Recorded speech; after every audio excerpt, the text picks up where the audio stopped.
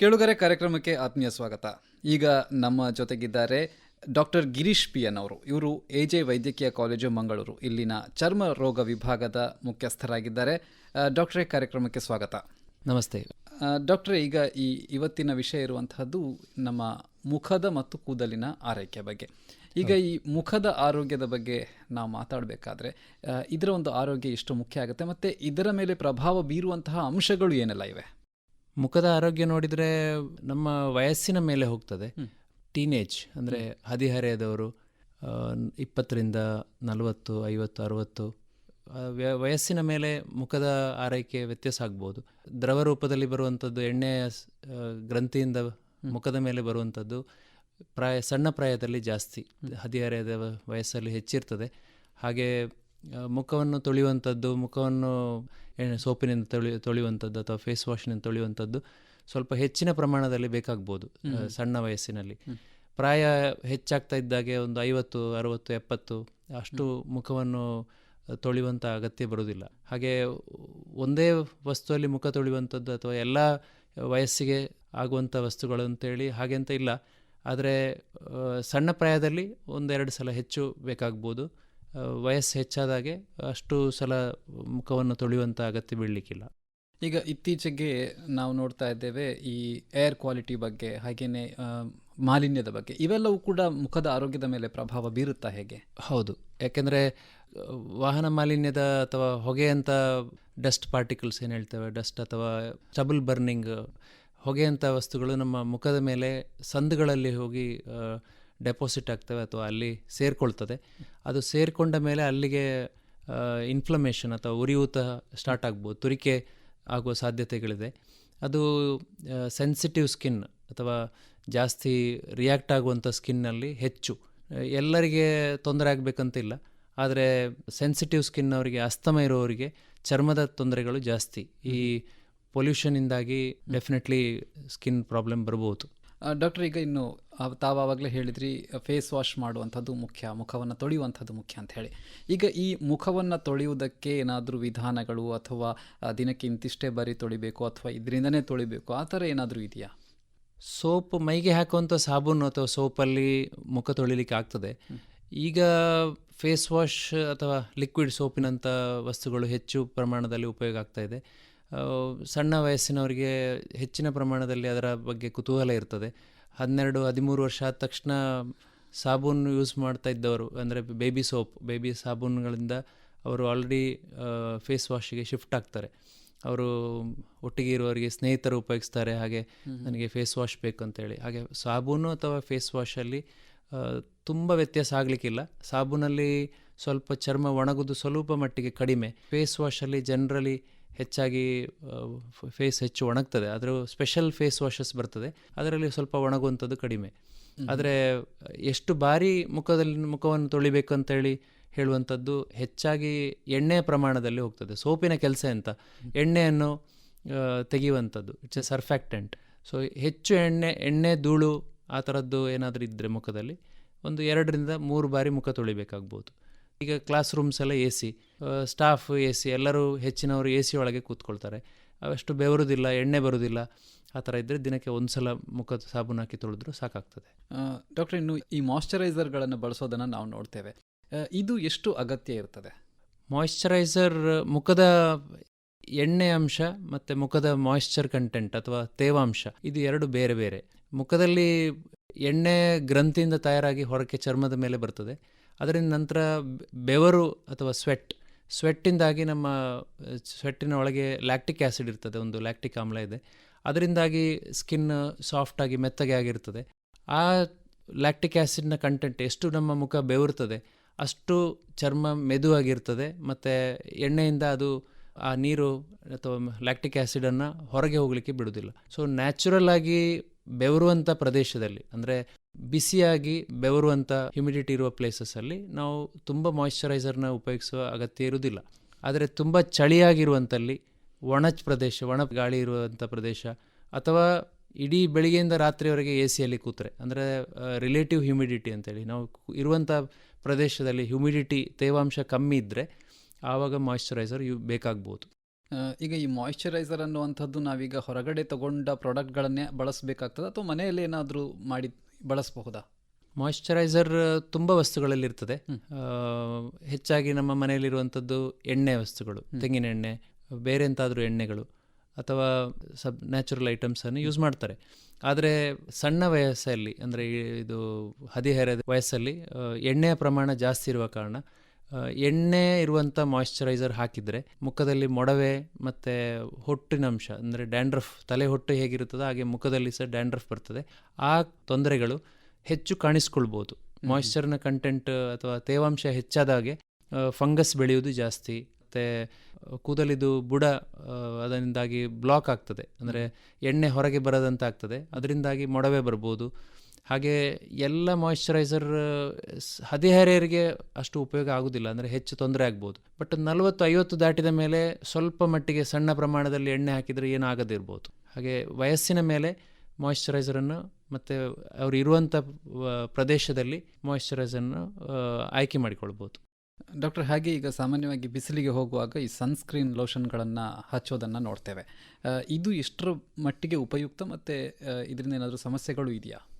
Sunscreen ಉಪಯೋಗ ಬಿಸಿಲಿನ ತೊಂದರೆ ಇರುವವರಿಗಂತೂ ಅದು ತುಂಬ ಅಗತ್ಯ. ಈಗ ಬಿಸಿಲಿದು ಎಲರ್ಜಿ ಇರ್ಬೋದು, ಬಿಸಿಲಿಂದಾಗಿ ಹೆಚ್ಚಾಗುವಂಥ ಕಾಯಿಲೆಗಳಿರ್ಬೋದು. ಆ ಕಾಯಿಲೆಗಳಲ್ಲಿ ಸನ್ಸ್ಕ್ರೀನ್ ಉಪಯೋಗಿಸೋದು ನಾರ್ಮಲಿ ಅದು ಅಡ್ವೈಸ್ಡ್, ಅಂದರೆ ಉಪಯೋಗಿಸಿದರೆ ಒಳ್ಳೆಯದು, ಆರೋಗ್ಯಕರ.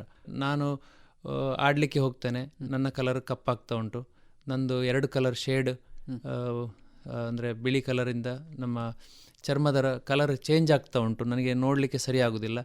ಆ ಥರ ಏನಾದ್ರು ಇದ್ದರೆ ಉಪಯೋಗಿಸ್ಬೋದು, ಉಪಯೋಗಿಸ್ಬಾರ್ದು ಅಂತೇನಿಲ್ಲ. ಆದರೆ ಅದೊಂದು ಅಭ್ಯಾಸದಾಗೆ ಆಗ್ತದೆ. ಯಾಕಂದರೆ ನಮ್ಮ ಊರಿನಲ್ಲಿರುವಂಥ ಚರ್ಮದ ರಂಗು ಟೈಪ್ 4, ಟೈಪ್ 5 ಅಂತ ಹೇಳ್ತೇವೆ, ಸ್ಕಿನ್ ಕಲರ್ ಟೈಪ್ಸ್ 4-5 ಟೈಪ್ ಇದ್ದ ಕಾರಣ ನಮ್ಮ ಕಲರ್ ಟ್ಯಾನಿಂಗ್ ಜಾಸ್ತಿ ಚರ್ಮದಲ್ಲಿ. ಸ್ವಲ್ಪ ಮಟ್ಟಿಗೆ ಕಪ್ಪಾಗುವಂಥದ್ದು ಸಹಜ, ಆದರೆ ಅದು ಟೆಂಪ್ರರಿ, ಶಾಶ್ವತವಲ್ಲ. ಅದು ಒಂದು 4-5 ದಿವಸದಲ್ಲಿ ವಾಪಸ್ ನಮ್ಮ ಒರಿಜಿನಲ್ ಕಲರಿಗೆ ಚೇಂಜ್ ಆಗ್ತದೆ, ವಾಪಸ್ ಅದು ಆ ಥರ ಪರಿವರ್ತನೆ ಆಗ್ತದೆ.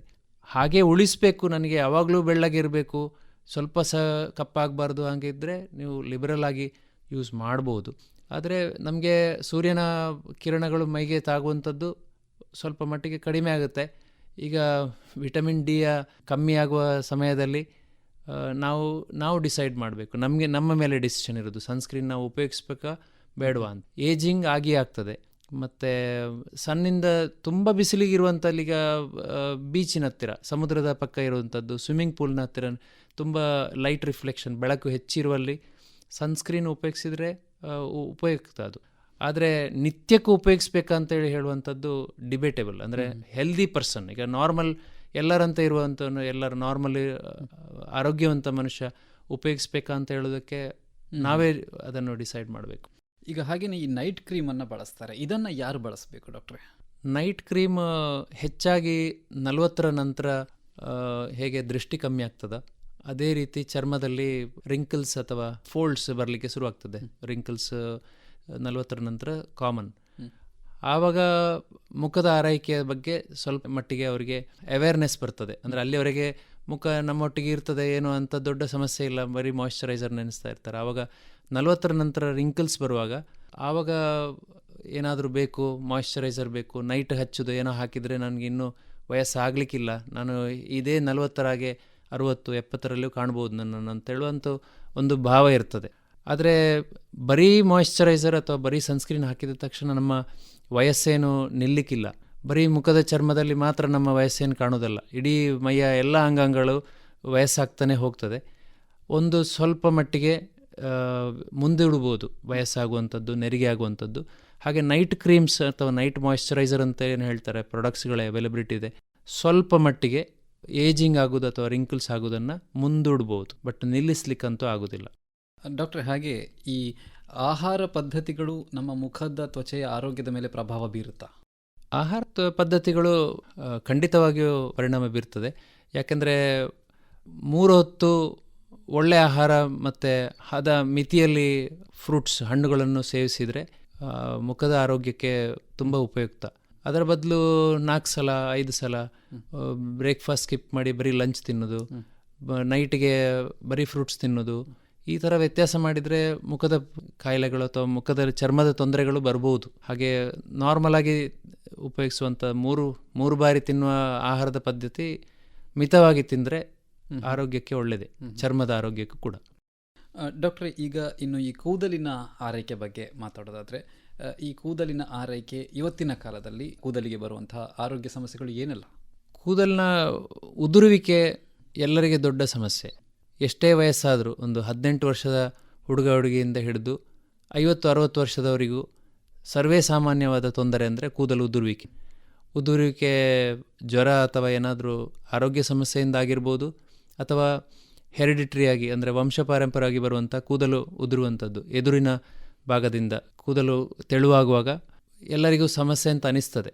ಹಾಗೆ ತಲೆಯ ಹೊಟ್ಟು, ಈ ಥರ ಡ್ಯಾಂಡ್ರಫ್ ಅಂತ ಹೇಳ್ತೇವೆ, ಅದರಲ್ಲಿ ಸೋಷಲಿ ಅದು ಒಳ್ಳೇದು ಅನಿಸೋದಿಲ್ಲ. ಯಾಕೆಂದರೆ ಆ ಪೌಡರ್ಸ್ ಬೀಳುವಂಥದ್ದು ಮೈಗೆ, ಡ್ರೆಸ್ಸಿನ ಮೇಲೆ ಕಾಣುವಾಗ ಸೊಸೈಟಿಯಲ್ಲಿ ಅವರಿಗೆ ಕಾನ್ಫಿಡೆನ್ಸ್ ಕಮ್ಮಿ ಆಗ್ತದೆ.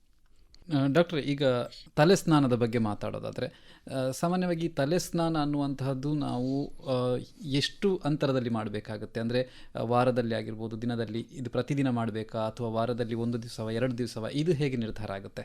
ತಲೆಗೆ ಸ್ನಾನ ಮಾಡುವಂಥದ್ದು ಹೆಚ್ಚಾಗಿ ಪುರುಷರಲ್ಲಿ ನಿತ್ಯಕ್ಕೆ ಸ್ನಾನ ಮಾಡಿದರೆ ಏನೂ ತೊಂದರೆ ಆಗೋದಿಲ್ಲ.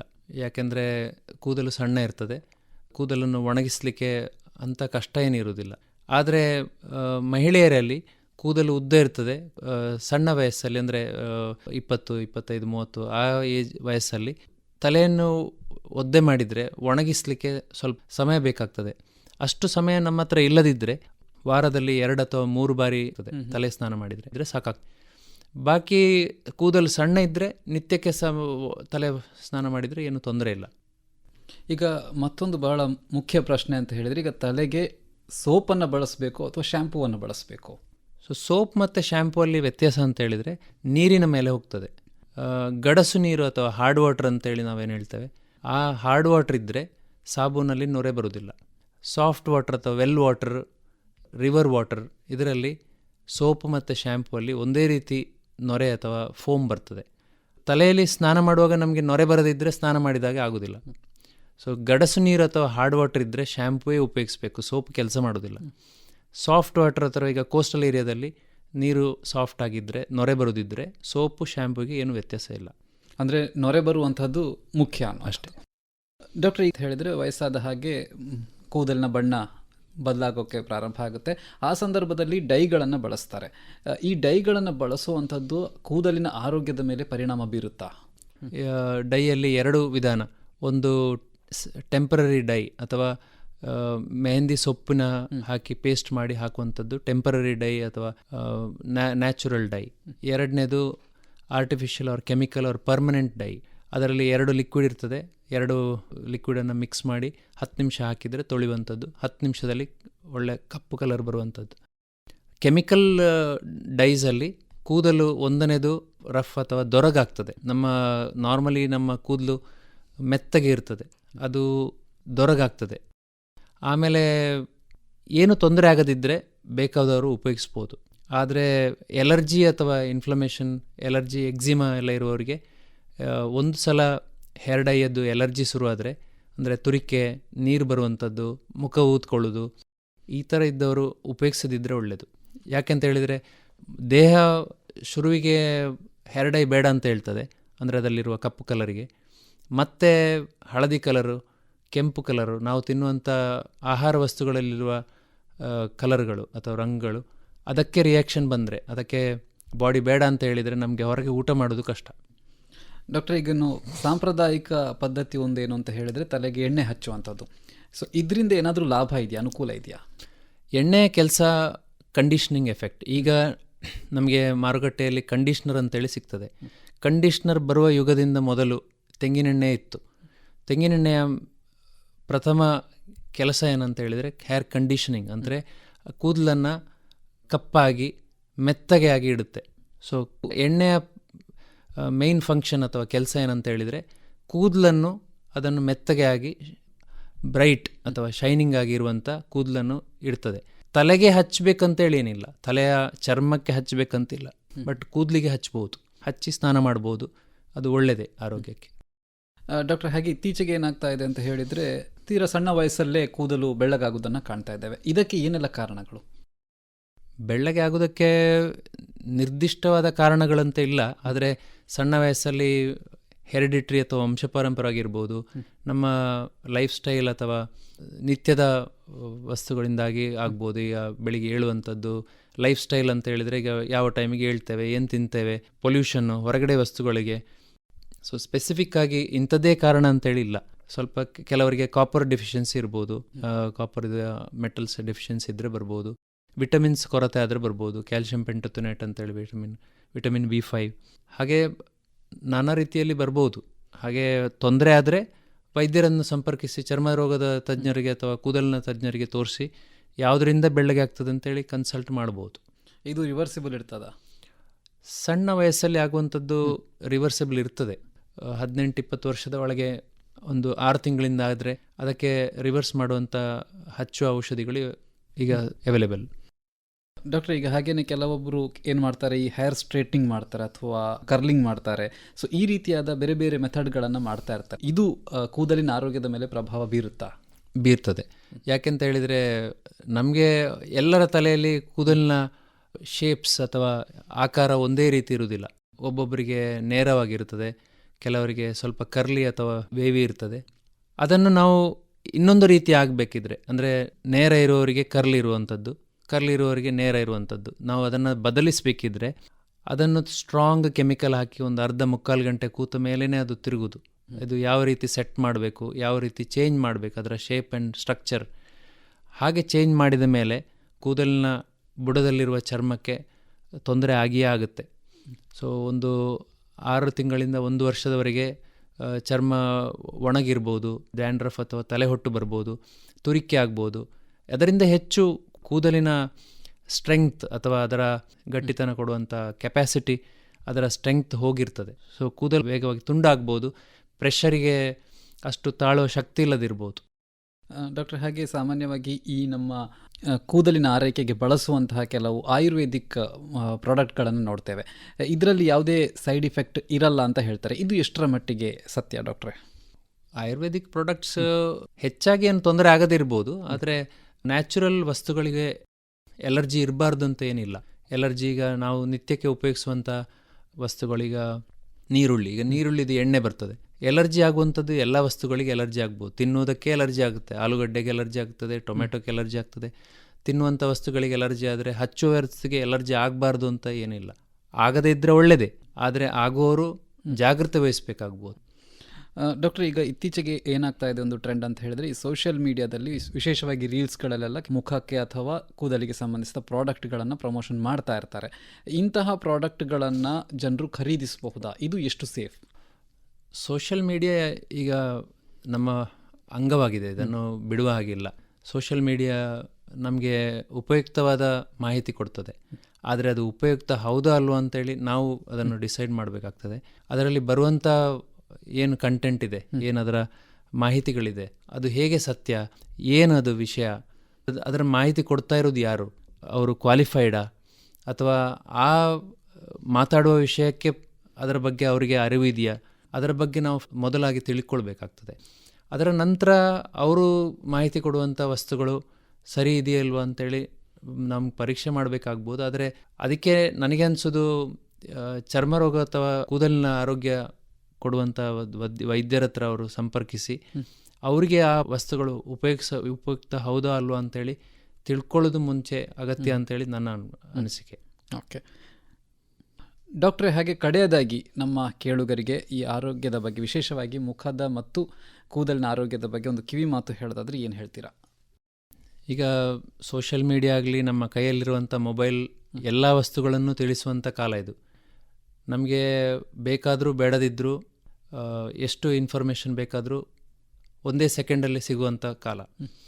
ಈ ಕಾಲದಲ್ಲಿ ನಮ್ಮ ಮುಖ, ನಮ್ಮ ತಲೆಗೆ, ನಮ್ಮ ಚರ್ಮಕ್ಕೆ ಉಪಯೋಗ ಇದೆಯಾ ಇಲ್ವಾ, ಅಗತ್ಯ ಇದೆಯೋ ಇಲ್ವಾ, ಅದನ್ನು ನಾವು ಡಿಸೈಡ್ ಮಾಡಿ ಅದನ್ನು ಖರೀದಿ ಮಾಡಿ ಉಪಯೋಗಿಸುವಂಥ ಡಿಸಿಷನ್ ನಮ್ಮದು. ಅದಕ್ಕೆ ನಿಮಗೆ ಏನಾರು ತೊಂದರೆ ಆದರೆ, ಯಾವುದೇ ರೀತಿಯಲ್ಲಿ ತೊಂದರೆ ಆಗಲಿ, ತುರಿಸೋದಾಗಲಿ ಅಥವಾ ಪ್ರಾಡಕ್ಟ್ ಸೂಟ್ ಆಗೋದಿಲ್ಲ, ಯಾವುದೇ ರೀತಿ ಪ್ರಾಬ್ಲಮ್ ಆದ್ರೂ ಒಂದು ಚರ್ಮರೋಗ ವೈದ್ಯರನ್ನು ಕಾಣಿಸಿ ಅದನ್ನು ಕನ್ಸಲ್ಟ್ ಮಾಡಿ ಅವರ ಮಾಹಿತಿ ಪ್ರಕಾರ ತಗೊಳ್ಳುವಂಥದ್ದು ಅತಿ ಉತ್ತಮ. ಯಾಕೆಂತ ಹೇಳಿದರೆ ಒಂದು ಸಲ ಒಂದು ಪ್ರಾಡಕ್ಟನ್ನು ಶುರು ಮಾಡಿದರೆ ನಾವು ತಿಂಗಳುಗಟ್ಟಲೆ ವರ್ಷಗಟ್ಟಲೆ ಉಪಯೋಗಿಸ್ತೇವೆ. ಅದರದ್ದು ಏನಾದರೂ ತೊಂದರೆ ಆಗ್ಬೋದಾ, ಏನಾದರೂ ಉಪಯೋಗಿಸಿದ ಮೇಲೆ ಈಗ 2 ತಿಂಗಳು ಹಾಕಿದ ಮೇಲೆ ಏನಾದರೂ ತೊಂದರೆ ಆಯಿತಾ, ಅದನ್ನು ಆ ಬಾಟ್ಲ್ ಅಥವಾ ಪ್ರಾಡಕ್ಟನ್ನು ಹಿಡ್ಕೊಂಡು ದಯವಿಟ್ಟು ಚರ್ಮರೋಗದ ತಜ್ಞರ ಹತ್ರ ಅಥವಾ ಕೂದಲಿನ ತಜ್ಞರ ಹತ್ರ ತೋರಿಸಿ ಮುಂದುವರಿಸೋದು ಒಳ್ಳೆಯದು ಅಂತೇಳಿ ನನಗೆ ಅನಿಸ್ತದೆ. ಧನ್ಯವಾದಗಳು ಡಾಕ್ಟ್ರೇ. ಇವತ್ತಿನ ಈ ಕಾರ್ಯಕ್ರಮದಲ್ಲಿ ನಮಗೆ ಈ ಮುಖದ ಮತ್ತು ಕೂದಲಿನ ಆರೈಕೆ ಬಗ್ಗೆ ಮಾಹಿತಿಯನ್ನು ನೀಡಿದ್ರಿ. ಕಾರ್ಯಕ್ರಮದಲ್ಲಿ ಭಾಗವಹಿಸಿದ್ದಕ್ಕೆ ಧನ್ಯವಾದಗಳು. ಧನ್ಯವಾದಗಳು.